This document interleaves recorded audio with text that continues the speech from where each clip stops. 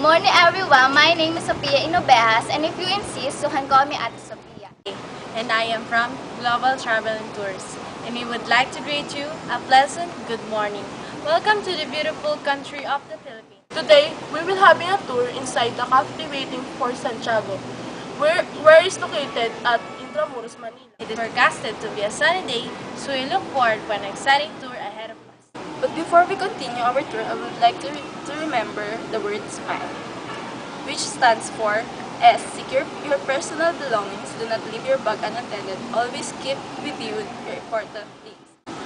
M. Make sure you're always in the group. Do not leave the group. If you have to go, please approach me. I. Interact with others or other tourists so that if you're given a chance, you are able to share your own experiences. L. Leave the place clean as it is. As the famous quotation goes, take nothing but pictures, leave nothing but footprints, and kill nothing but dust. E. Enjoy the tour. Make sure that you observe silence because many tourists here are enjoying the place. So, let's go!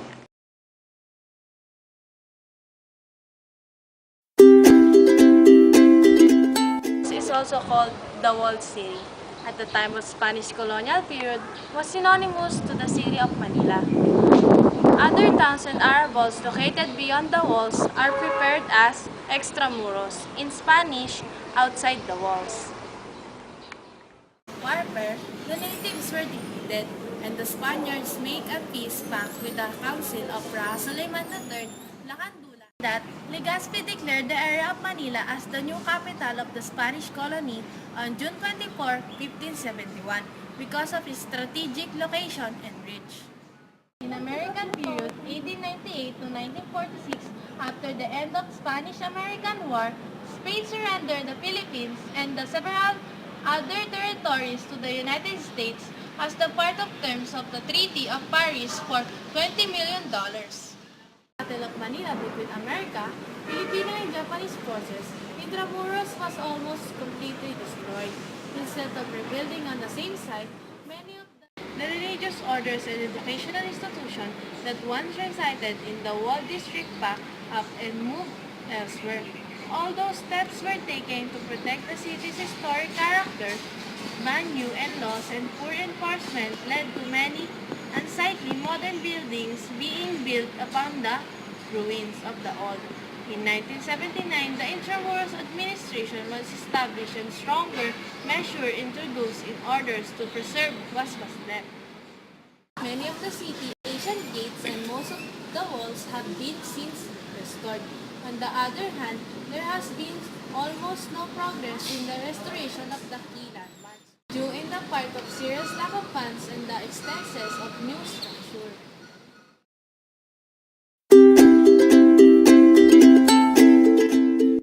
Fort Santiago is one of the most important historical sites here in Manila. Fort Santiago was a citadel first built by the Spanish conquistador Miguel Lopez de Legazpi. The defense fortress is part of the walled structure called Intramuros. The Fort Santiago was named after Saint James, or Santiago in Spanish, the patron saint of Spain. As you enter the fort, you can see the metal footsteps engraved in the ground. That is the final step of Dr. Jose Rizal as he walked to his step on Luneta Park. Fort Santiago has a perimeter of 2,030 or 620-meter high walls, and it is a nearly triangular form. It was backed by the two bastions, the bastion of San Fernando in the riverside and the bastion of San Miguel in the bayside. The Fort Santiago has a perimeter of 20 feet or 6.7-meter high walls with a thickness of 8 feet or 2.4 meter, and the front gateway package measures 40 feet or 12-meter high wall facing the south and facing the city. The location of Fort Santiago was once the site of a palisaded fort built by the Spaniards in 1571 on the site of the settlement of Raha Matanda.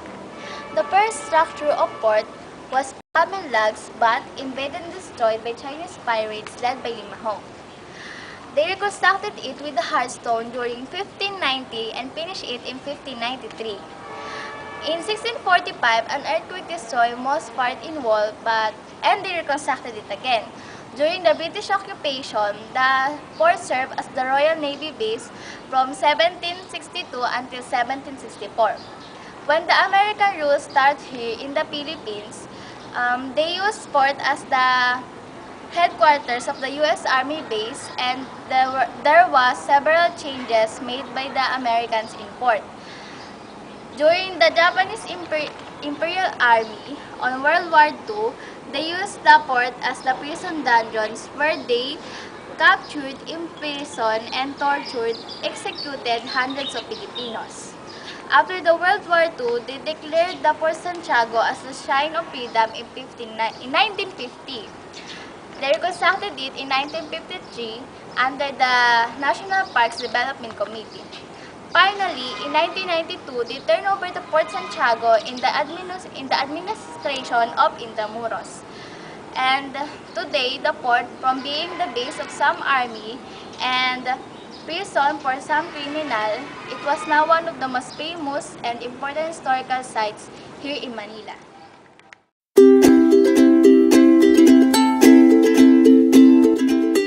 As you can see, this is all about Jose Rizal.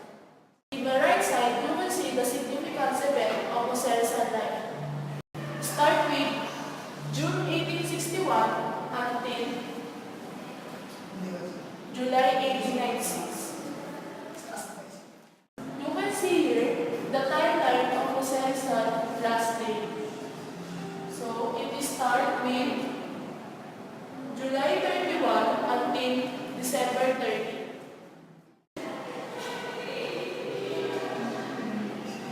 So, you can see here the poem that Jose Rizal wrote.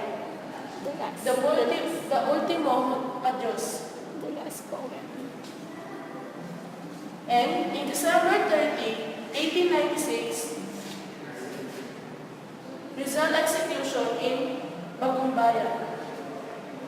So you can see here Jose Rizal and the 8 Filipinos who execute Jose Rizal.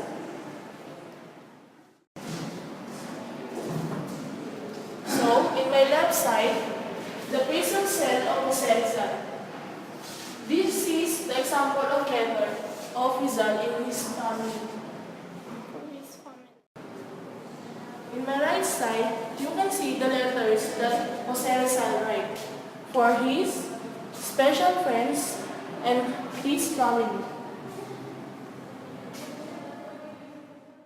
You can see the representation of Jose Rizal sitting in the desk inside his cell. He is writing his poem, Mi Ultimo Adios. At my back, you can see here the past relationship of Jose Rizal. Leonora Rivera, his childhood best friend. The woman who met him in Japan. And his wife, Josephine Brackett.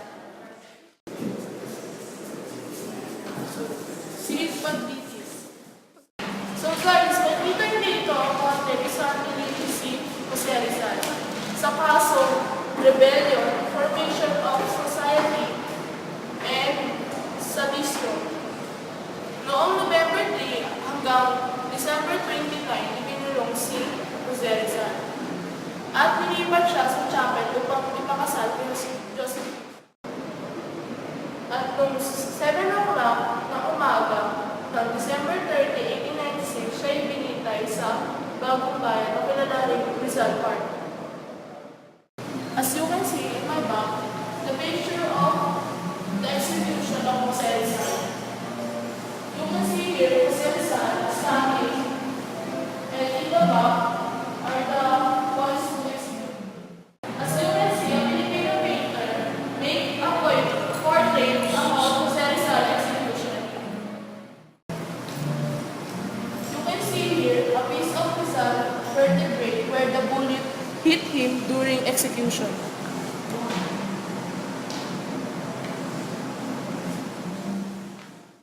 In my right side, you can see the poem that Jose Rizal writes, the Mi Ultimo Adios.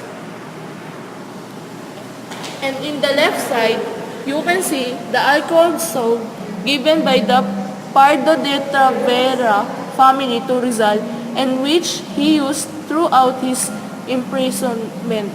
Here, Rizal carefully hid the mi ultimo adios. You can see here a picture of Rizal's skull. So guys, pakit na tayo para makita ang mga collection ni Jose Rizal. Katulad ng libro, mga poem o stamp post ni Jose Rizal. So mag-ingat na kayo sa pag-akit dahil medyo mag-gas. Next time, we come and this first station is Sir Wabi. ng reforma panlipunan at nasyonalismo sa Pilipinas. You can see here the collection of Rizal. Isang tahimik at magulungang saksi sa mga huling sandali ni Jose Rizal, ang kampana ni Rizal sa Fort Santiago. You can see here Rizal in Philippines currency. This one, Rizal in Philippine postage stamps. And you can see here, these are the business card. And there's some words here that he uses to teach the kids.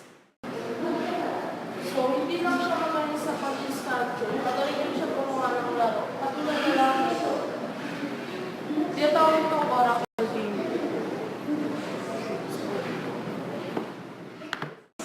So, alam niyo naman yung sikat na sikat ng nobela niya si Rizal. Ang Lolo ng Tamire at El Pulipista mismo. So, hindi na yan original. Pero yan talaga yung itsura niya. So, ganyan siya kalaki. So, ito pa yung isa, El Filibusterismo. So, nangangolekta rin si Jose Rizal ng mga seashell. So, hindi lang seashell yung kinakolekta niya, pati mga insekto. So, ito yung dalawang insekto na kanyang kinolekta nung siya yung bata pa. So, lastly, this is the map of the world where Jose Rizal traveled. He traveled first in Singapore. And he also traveled in Hong Kong, Tokyo, France, Germany, England, USA, and Spain. We finished our tour, so you can take some picture inside again. And thank you very much for your cooperation. God bless you. This is the end of our tour, and in behalf of Global Travel and Tours, thank you for trusting us. I hope to see you again.